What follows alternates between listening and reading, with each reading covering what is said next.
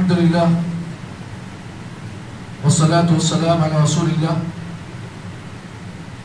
وعلى آلہ وأصحابہ اما بعد فاعوذ باللہ من الشیطان الرجیم بسم اللہ الرحمن الرحیم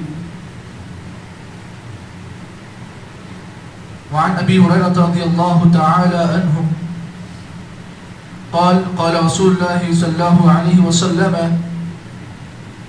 لو كنت آمرا أحدا أن يسجد لأحد لأمرت المرأة أن تسجد لزوجها رواه الترمذي وقال هذا حديث حسن.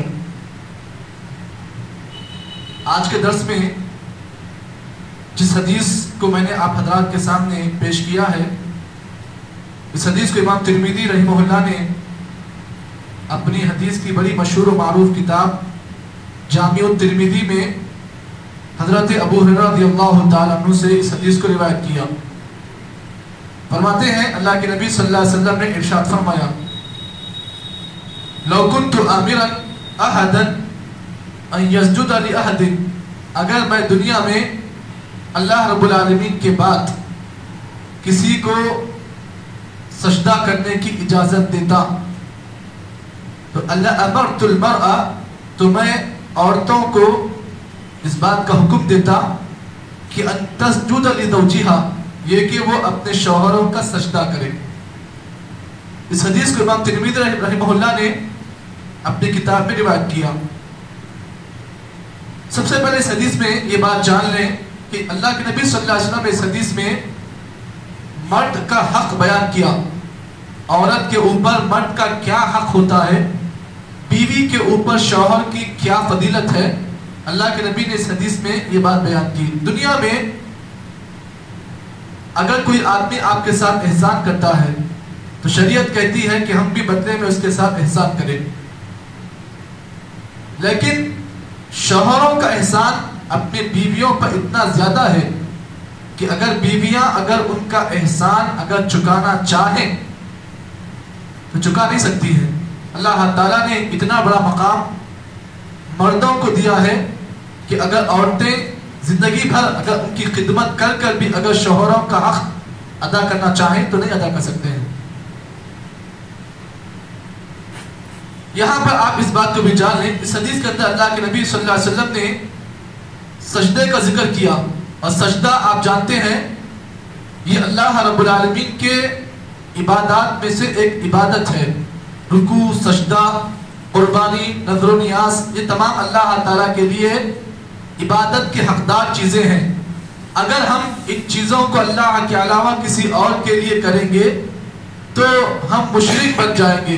سجدہ یہ اللہ کا حق ہے، قربانی اللہ کا حق ہے، عبادت یہ اللہ کا حق ہے. اگر کوئی آدمی اس حق کو اللہ کے علاوہ کسی اور کو ادا کرتا ہے یا کوئی کسی اور کو یہ حق اپناتا ہے تو پھر آدمی مشرک بن جاتا ہے. اب یہاں پہ اس حدیث میں اللہ کے نبی صلی اللہ علیہ وسلم نے یہ بات بیان کی کہ اگر میں اللہ تعالیٰ کے بعد اس روئے زمین پر کسی کو سجدہ کرنے کی اجازت دیتا تو میں عورتوں کو اس بات کی اجازت دیتا کہ وہ اپنے شوہروں کا سجدہ کرے. یہاں پر حدیث میں لفظ سجدے کا آیا ہے، اور سجدہ یہ ایک ایسی اللہ کی عبادت ہے کہ آدمی اس میں اللہ تعالیٰ کے سامنے عاجز ہو جاتا ہے.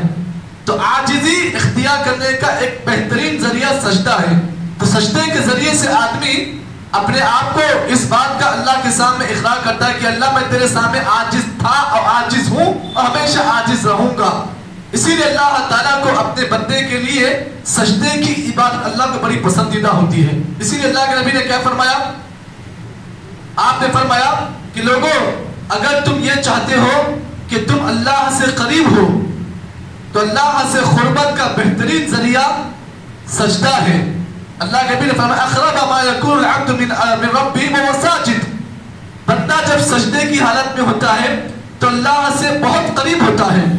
اسی لیے اللہ کے نبی نے کیا فرمایا فاکثروا فیہ الدعاء، تو تم سجدے کے اندر کثرت سے دعائیں کرو. کیوں؟ اس لیے کہ اللہ تعالیٰ سے تمہارا جو رشتہ ہو جاتا ہے وہ بالکل قریب ہو جاتا ہے.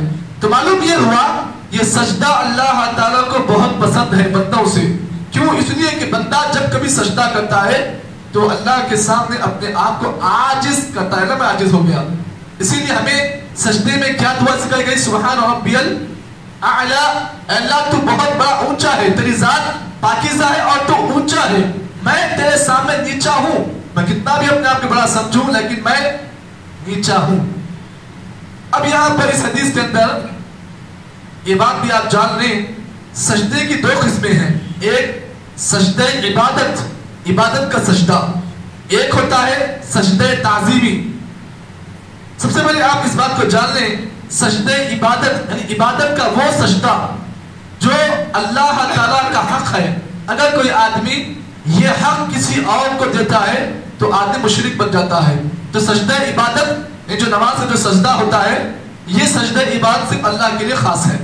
اب سجدے کی دوسری قسم ہے سجدہ تعظیمی، یعنی کسی آدمی کو احتراماً آپ سجدہ کرنا چاہیں، جو سجدہ تعظیمی ہوتا ہے.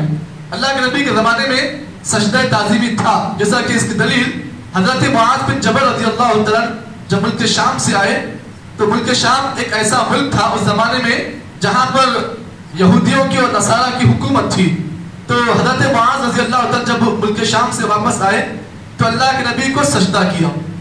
تو نبی اکرم صلی اللہ علیہ وسلم کو جب سجدہ کیا تو آپ نے حضرت معاذ سے پوچھا، اے معاذ تم یہ کیا کر رہے ہو؟ کہا اللہ رسول میں جب ملک شام سے واپس آیا تو میں ملک شام میں جب تک تھا تو میں نے دیکھا کہ وہاں کے لوگ جو ہے اپنے بڑے بڑے لوگوں کو سجدہ کرتے ہیں. تو یہی چیز میں نے بھی سوچی کہ جب وہ لوگ اپنے بڑے لوگوں کو سجدہ کر رہے ہیں تو اللہ رسول میری نگاہ میں اس روئے زمین پر سب سے بڑے اگر کوئی تو آپ ہیں، اسی لیے میں آپ کو سجدہ کرنا چاہ رہا ہوں. میں نے سجدہ کر لیا. نبی اکرم صلی اللہ علیہ وسلم نے حضرت معاذ بن جبل رضی اللہ تعالیٰ عنہ کی اس ادا کو دیکھ کر آپ نے فرمایا فلا تفعلوا، اے معاذ یاد رکھو زندگی میں کبھی بھی یہ کام مت کرو، ایسا کام مت کرو. فلا تفعلوا، خبردار ایسا کام مت کرو. فإني لو كنت آمرا أحدا أن يسجد لغير الله، اگر میں اس روز زمین پر اللہ کے علاوہ کسی اور کو سجدہ کا حکم دیتا تو میں عورتوں کو حکم دیتا کہ وہ اپنے شوہروں کو سجدہ کرے. اس کے بعد پھر آپ نے قسم کھائی. دیکھو اس حدیث کا جو ٹکڑا میں آپ کے سامنے بیان کر رہا ہوں نا، یہ پوری آج کی حدیث کا خلاصہ ہے. نبی صلی اللہ علیہ وسلم فرمایا فوالذی نفس محمد بیدہ، قسم اس ذات کی جس کے ہاتھ میں محمد صلی کی جان ہے، لا تؤدی المرأة حق ربها، کوئی بھی عورت اپنے رب کا حق ادا نہیں کر سکتی ہے. کوئی بھی بیوی یا کوئی بھی عورت اپنے رب کا حق اس وقت تک صحیح ادا نہیں کر سکتی ہے جب تک کہ اپنے شوہر کا حق ادا نہ کرے. اس حدیث سے معلوم یہ ہوا کہ کوئی بھی عورت یا کوئی بیوی یہ چاہتی ہے کہ وہ اللہ تعالیٰ کا صحیح معنی میں حق ادا کرے، تو جب تک وہ اپنے شوہر کا صحیح حق ادا نہیں کرے گی تو اللہ تعالیٰ کا بھی حق صحیح انداز سے ادا نہیں کر سکتی ہے. یہ ہے اس حدیث کا خلاصہ.